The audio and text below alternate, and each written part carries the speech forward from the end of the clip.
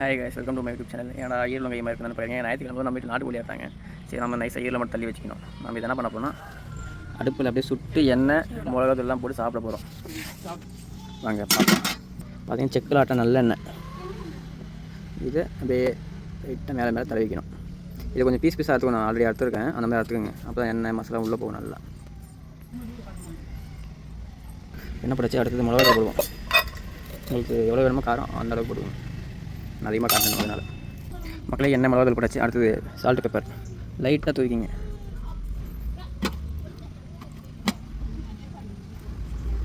அடுத்து நம்ம கரம் மசாலா போடுவோம். சால்ட்டு தூக்கணும்னு இப்படி பண்ணுங்க. கரம் மசாலா போட்டு எல்லாத்தையும் ஸ்பூன் போடுறது.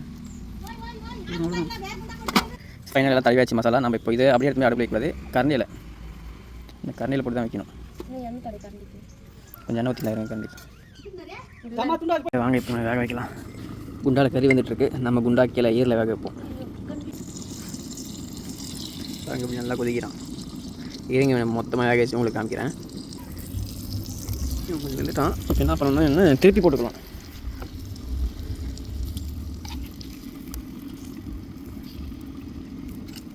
திருப்பிக்கின்னு உங்கள் அடுப்பில் காட்டலாம். இப்போ நம்ம இவனை கொஞ்சமாக இப்படி அடுப்பில் காட்டலாம்.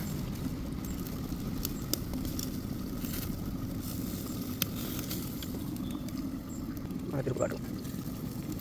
மக்களை இப்போ பார்த்தீங்கன்னா சுவையான தரமான நாட்டுக்கோழி ஈரல் ரெடி ஆகிடுச்சு. நீங்களும் இந்த மாதிரி ட்ரை பண்ணி பாருங்கள்.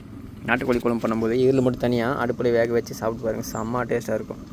பை மக்களே.